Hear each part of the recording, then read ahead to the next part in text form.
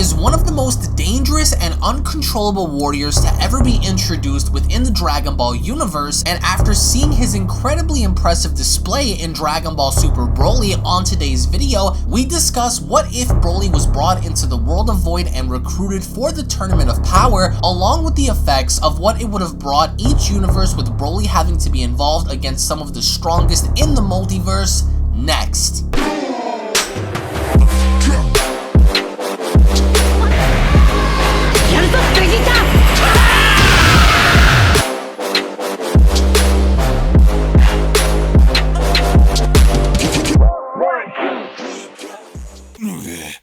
This is the legendary Super Saiyan. Before I destroy you, I'm going to need you to subscribe to UnrealEntGaming and turn on notifications to never miss a single upload. Also, follow UnrealEntGaming on these social media platforms. And if you don't, I'll destroy you along with your entire planet. What's Broly? Frieza. Uh-oh. Prepare to die!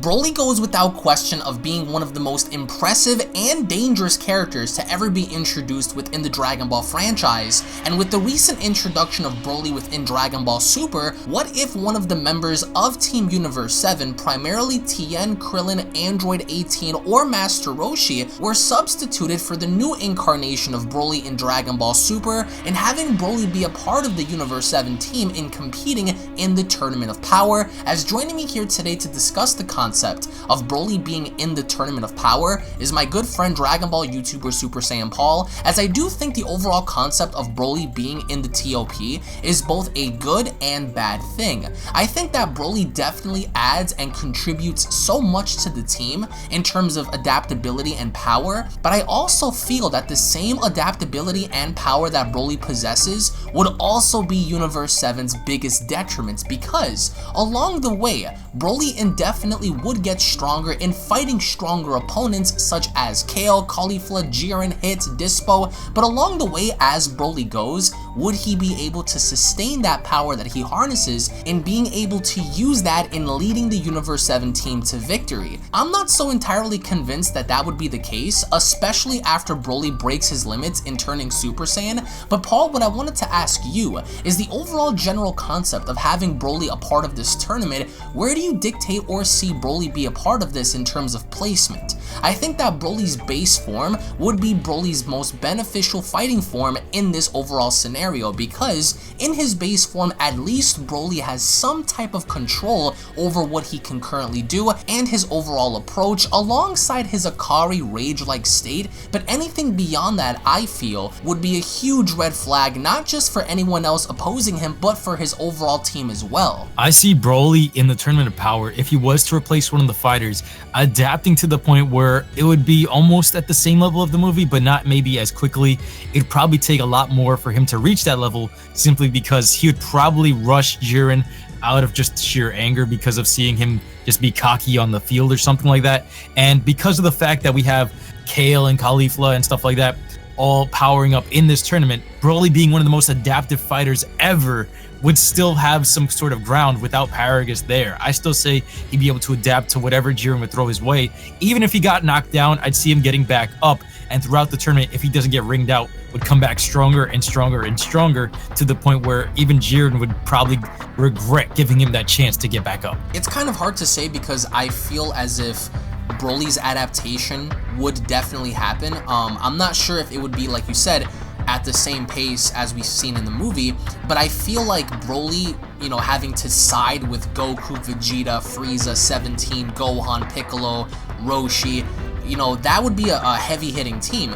However, I feel from the get-go, base Broly would be heavily dominated. I think that you would essentially have anybody else that's possibly Dispo, Topo, definitely Hit, and characters of that nature beat Broly down significantly enough to where in the beginning I can see him having a very difficult time. However, the landscape changes when Broly taps into that humanoid Ozaru power that he has within him, and that's a game changer because we've seen what happened when he was able to do that against Super Saiyan God Vegeta.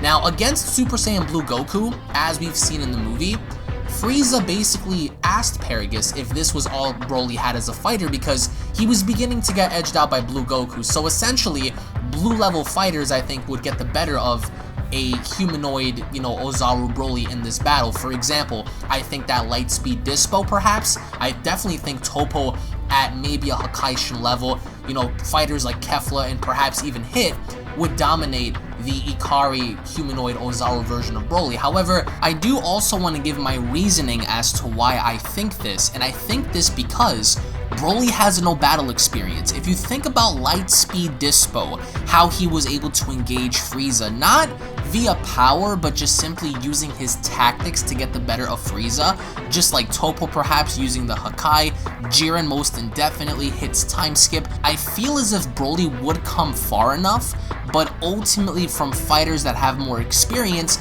they would get the better of Broly. Surely enough, Broly could surpass them in power, but I feel like in this kind of scenario, I think intelligence and tactics would play a role in causing Broly to be at a significant disadvantage. However, in this scenario, let's say we go from base to his enraged state.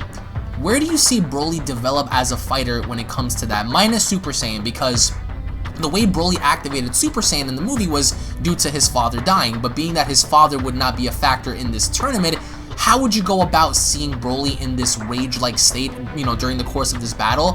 Who do you see him perhaps superseding Broly in terms of, growth and power in and of itself? And if Broly were to tap into his Super Saiyan powers down the line, how would you see the tournament play off from there once he were to get the initial Super Saiyan state before going full power? It's really tough to say, but I would have to give you this, that with the power level being scaled for him being like that of maybe weaker than Super Saiyan Blue, we have to take into account that Goku and Vegeta are much stronger in their Super Saiyan Blue state when they fight him in the movie. And right. This is post, like, after the Super Saiyan Blue evolution and all that stuff. Right, but this is incorporating Broly during the time of, like, when they did not reach evolution or Kaioken yet, so they're still within, like, that same range of power as they were in the original TOP. And my question is, of course, seeing as to how Broly would adapt, how far can he adapt in that rage state when going up against fighters like Hit, fighters like Kefla perhaps, because that would be an interesting scenario. Kefla versus Broly, Hit versus Broly. You would have Broly versus, Ani Raza. You would have Broly versus Hakaishin Toppo, but only in that, enraged state. So how far do you see the enraged power going? Because I think base Broly would be utterly dominated.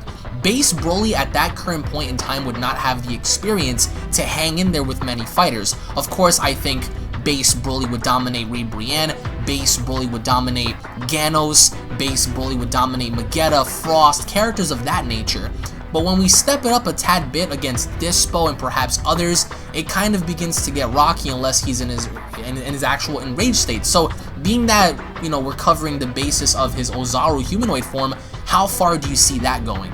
I see him wiping the floor for maybe the bottom tier characters, and I still would give him a little bit more credit as to maybe some of the Pride Troopers. Dispo being one of the faster ones, I'm not necessarily sure if he'd be able to beat him, or even Toppo for that matter, but if he was able to get beaten down and not ringed out, I see him getting angry because of the fact that he'd get frustrated for not being able to match up with some of these characters, especially with someone as cocky as Jiren on the field. I feel like that would also take him off, and that would cause a chain reaction of him getting stronger and stronger. Mind you, it's not the same emotional connection you would probably get like when Paragus died for him to go Super Saiyan, but there may be a point where he's just like sick of it and sick of being the lesser fighter in the arena, to the point where after seeing maybe Kale and stuff like that go into that legendary state, he would probably do the same, and then he would start ripping people to shreds. Mind you, this guy, they fought through dimensions, so imagine that being contained in this type of fighter. Well, I would have to say one of the most interesting fights would be an enraged Broly versus Berserker Kale. Now, from the get-go, minus her having to control that power, initially that would be one of the dream fights that many fans would like to see, and a lot of people in the fandom, they really don't like Kale for whatever reason. They call her a Broly ripoff, and whatever label you want to give Kale. In that given scenario, if we do have an enraged Broly versus a Berserker Kale at that current point in time, how would you see that fight be dictated? I would still probably give that fight to Broly, simply because she's the idealistic version of Broly in a character that was canonized. And remember when we all saw her for the first time, we were like, wow, they actually took a concept from a movie and threw it into the series. And mind you, they did do it kind of vaguely with the details and stuff like that, especially with just throwing in like little one-liners like, look, that's the true form of the Super Saiyan and stuff like that. But then they decided to come down a few months later to give us the real Broly. And I think just because of the sheer fact that he's the real OG, he's the stronger one. So in that particular fight, you would have to say that you would still give it towards Broly, right? 100%. Okay, now, in a scenario to where Broly, if Broly were to be in a situation to where he reaches his Super Saiyan status, how different do you think the outcome would be if he were to lose control completely and turn Super Saiyan? Because I think that would be essential for the team, but it would be detrimental at the exact same time, because we've seen in the Dragon Ball Super Broly movie where after he reached a certain point of, no return when he transformed into a Super Saiyan, he basically lost control. He fought anyone and everyone that he came across, including Whis. He attempted to fight Whis, and that was a complete failure. But, given his status, just like Kale, I think that if he were to transform into his Super Saiyan status, it would be incredibly hard to contain Broly and allowing him to side with the team. I can see enraged Broly to an extent working for the team, or at least doing what's best for the initial team itself, but I think once we go a little bit beyond that, you go past the point of no return, and whether it be Super Saiyan Broly or full-powered Super Saiyan Broly, I think that would be a problem for everybody else, including Universe 7. What are your thoughts on that? It depends on the time of when he decides to go into this form. If it's early on in the tournament, that also makes him a huge red flag to every other universe. And remember what Jiren did to Kale when she went into Berserker mode. That could put him on the hit list, and maybe unexpectedly that's when Jiren springs into action, just rings him out like that. We're not sure if that's what the outcome would be, but it depends on when. I feel like if it was towards the end of the tournament power when people started getting ringed out, he'd be more focused on the enemy. Even if he was tearing apart even at his own team, I feel like they would be able to know to stay out of his way and let him do his thing and jump in when necessary. But if it's at the beginning, I think maybe some of the fodder characters in Universe 7 might get ringed out by him by accident. Even if he doesn't directly attack them, maybe a Ki Blast would be so big that it might have ringed out like Master Roshi or something like that. Wouldn't that be the problem, is trying to contain a power like that? Because everybody else has some level of, control over their power, but being that Kale was a clear representation of not being able to control her power, I think Broly would be in the same ballpark as that, so I think that would be detrimental for both. However, Kale would be able to control that power and Broly would not. So how far would you say Broly would go until either A, he completely dies down, or B, he finds a way to control that, which is kind of hard because in the Dragon Ball Super Broly movie, he never controlled that power. That power was uncontrollable, but if you have that range of control, that would make you a very deadly warrior. So being that we have the premise of, I think, enraged Broly versus Jiren, I think a very similar outcome would occur to where Broly would, be completely dominated by Jiren, and I think that could be what would cause him to basically tap deeper into his powers, given if Jiren doesn't eliminate him from the start. But as the fight progresses and as each fighter evolves, such as Jiren, Toppo, Kefla, Hit, how far would you say full-powered Super Saiyan Broly would go in this fight against all the other characters breaking their limits and at their peaks? I think given the opportunity shown, after being shown that he's the most adaptive fighter we've probably ever seen inside the time span of a movie, if they gave him the time necessary and didn't ring him out, he would probably be the strongest fighter in that arena. It's very similar to what Goku did with Ultra Instinct, in the same sense that they started out with a certain level of power and then it just buffed out of nowhere. Even if it's uncontrollable, Goku did have a laser scope on Jiren with his Ultra Instinct form, but with that much power with Broly, I think he would definitely take over the arena. Would you say that Broly would be the strongest? Because I would have to say Mastered Ultra Instinct and Jiren breaking his limits would be above him. I think full-powered Super Saiyan Broly would probably come at a good third spot, underneath Evolution Blue, Kaioken, and stuff like that. Would you concede to that, or would you say that Broly would still edge out perhaps Goku and Jiren in this case? Because I don't see it being that way. I think that Jiren and Goku at that current caliber would be on a whole different level. Broly would be there. I think Broly would be a very heavy hitter at that current point in time, but where would you place him in terms of rankings compared to the other fighters that we've seen at the conclusive, showcase of the TOP.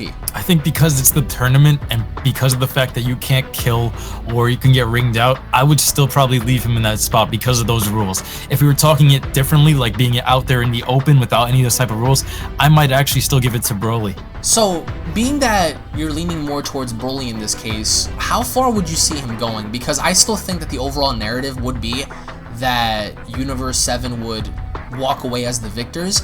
I'm not sure if giving it to 17 would be ideal at that point, because if you think about it, you would have essentially 3-on-6, I believe, because you would have Hakaishin Toppo, Lightspeed Dispo, and Limit Breaker Jiren against Ultimate Gohan, Android 17, Golden Frieza, Evolution Blue Vegeta, Ultra Instinct Goku, and full powered Super Saiyan Broly. I think that in and of itself is a very dangerous team, and I'm not entirely sure as to placency as to where certain characters would be placed in terms of elimination, but I think if 17 were to commence and complete his explosion and sacrifice himself as he did in the manga and anime fully and remained dead, then I can see the conclusive part of the TOP ending off with Goku and Frieza pushing off Jiren, and the only remaining person in the ring would be Broly. That would be an interesting turn of events to see how it would be like for him to win, because being that he was abandoned, he didn't have anything, and seeing him be the sole survivor in the end, kind of playing off or taking 17's spot would be interesting, but at the same time, I think what would really separate him is teamwork, because I do not see Broly cooperating with said individuals. I think once Broly goes Super Saiyan or full powered Super Saiyan, it's over. It's over for everybody. So that means that Universe 7, if they do end up fighting Universe 11 in the end, they're not just fighting Universe 11, but they're also going to be fighting their own guy.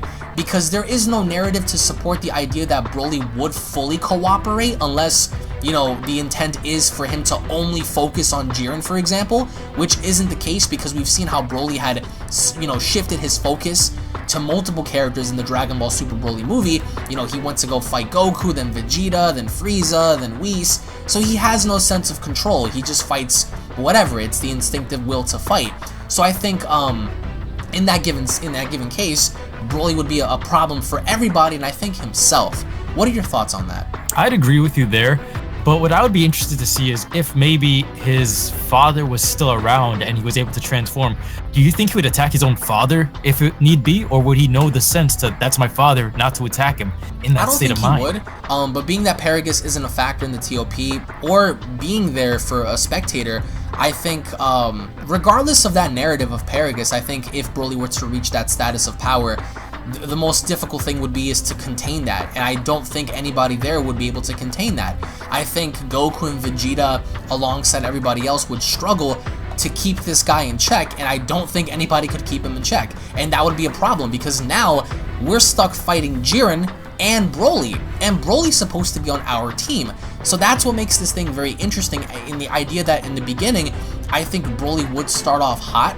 I think base Broly would be dominated. I think enraged Broly would do really good, but once we get into the realm of Super Saiyan or full powered Super Saiyan, that begins to, you know, become very difficult to dictate because it's all based on perspective. Broly's perspective on fighting. He would fight everybody and anybody he possibly can.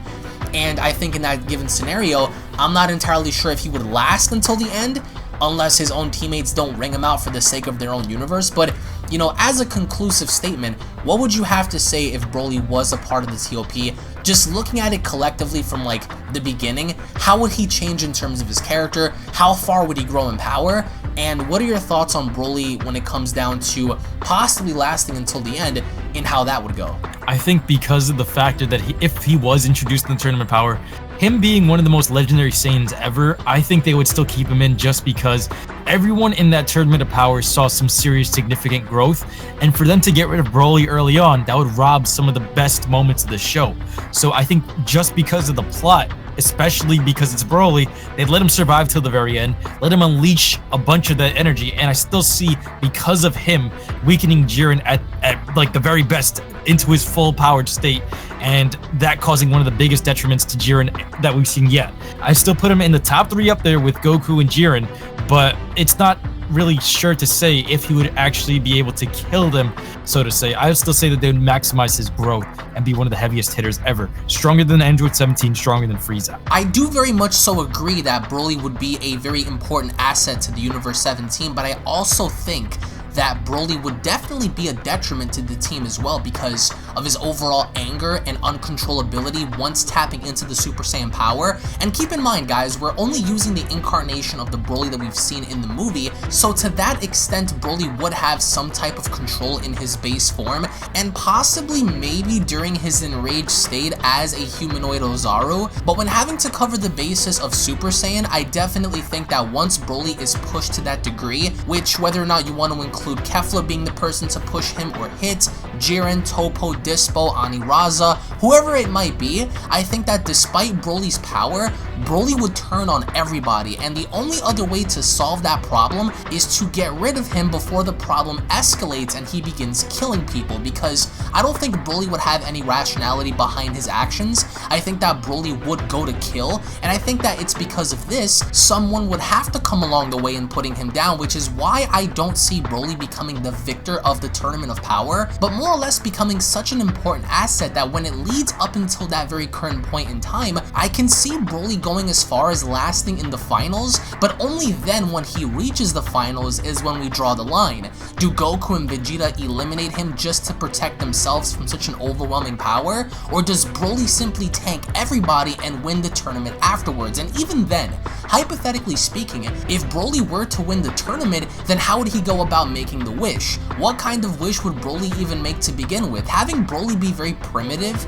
and very so disassociated with society itself, I don't think Broly would even know what to do if he were to have the Dragon Balls to begin with. But when talking about the overall fighting concept of seeing Broly versus Kale, Broly versus Caulifla, Broly versus Hit, Broly versus Kefla, Broly versus Toppo, Broly versus Dispo, Broly versus Jiren, Broly versus Aniraza, Broly versus essentially anybody would be a very entertaining concept, but we would like to know in the comment section below if Broly from the Dragon Ball Super movie was incorporated in the Tournament of Power, then how would the tournament be dictated? What kind of role would Broly play, and how far would he go? Let us know in the comment section below, and if you guys enjoyed this video, be sure to slap a like down below, and if you are new to this channel, hit that subscribe button, guys, and if you guys want to watch more similar content to this, check out the Dragon Ball What If Discussions playlist, in which I will leave a link to that located down below, alongside Super Saiyan Paul's channel listed down below as well. Thank you all so much for joining me, thank you all so much for watching. Tune back in for more What If discussions and topics are coming along the way, so I hope you guys sit back and enjoy, and be sure to share this video on your social media platforms. Thank you all so much for watching, tune back in for more, and we'll be seeing you all down in the comment section below. Have a great day, guys. Peace. This is the Galactic Emperor of the Universe, and of course I'm here to tell you to subscribe to UnrealEntGaming and all his social media platforms. Also, don't forget to turn on notifications so you can be the first to know every time that he uploads a new video. Oh, did someone say UnrealEntGaming? Oh my god. The fuck's up? On, put on some clothes! Well, why don't you put on any clothes? What? I don't need clothes. Jesus Christ, that's huge!